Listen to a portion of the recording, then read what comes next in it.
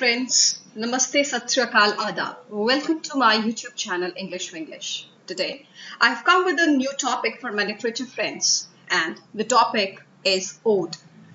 Let's know more about ode, that what is an ode. The word ode is derived from Greek word edin, which means to chant or to sing. That is a song. So, ode is basically a song which is sung in a group and is accompanied by a dance. It is a poetic form which is used to glorify or praise an animal, a human, a thing, a bird, or a place. Moreover, it conveys exalted and inspired emotions. It is a lyric in an elaborate form expressed in a language that is imaginative, dignified, and sincere. Now, let's know the types of odes. There are basically three types of odes. The Pindaric one, that is the oldest type. Horatian and the irregular. So let's know more about Pindaric ode. As I've told you, it is the oldest type of ode. Its name came from or based on the name of an ancient Greek poet, Pindar.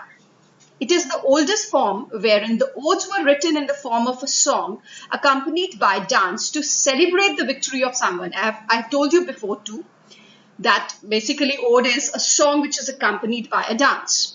If we talk about the structure of Pindaric ode, it consists of three sections or stanzas: strophe, antistrophe, or epode. Strophe and antistrophe have the same meter and length. However, epode has a different meter and length. Pattern of Pindaric ode is that it has fixed number of stanzas, that is 3. And examples of this type of odes are Ode to Autumn by John Keats. English odes are written in the pattern like John Gray's odes. The Progress of Poesy is one. Wordsworth's ode, Intimations of Immortality from Reflection of Early Childhood. It is written in irregular Pindaric tradition. The second type of ode is Horatian ode.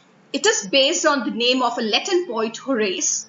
In Horatian odes, there used to be fixed number of lines. And if we talk about the structure, these types of odes are written in quatrains, that is 4-line group, as well as couplets, that is 2 lines.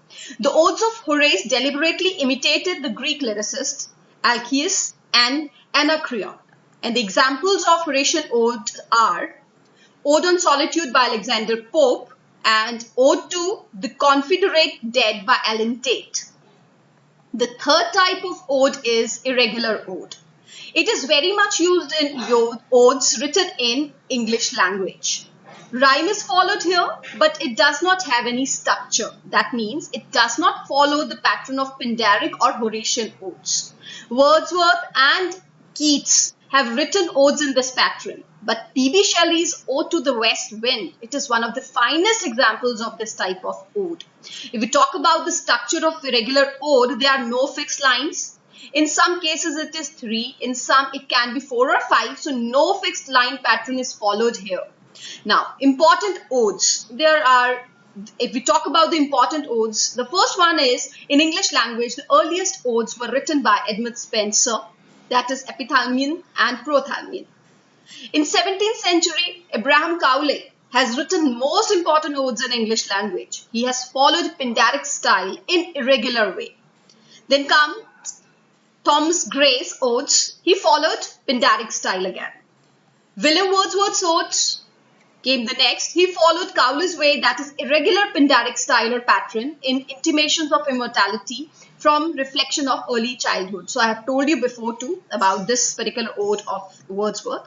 So with this, I'll end up my session. Hope friends you like this attempt, and if you find this video worthy, please like, share and subscribe my channel. Thank you so much. Have a wonderful day.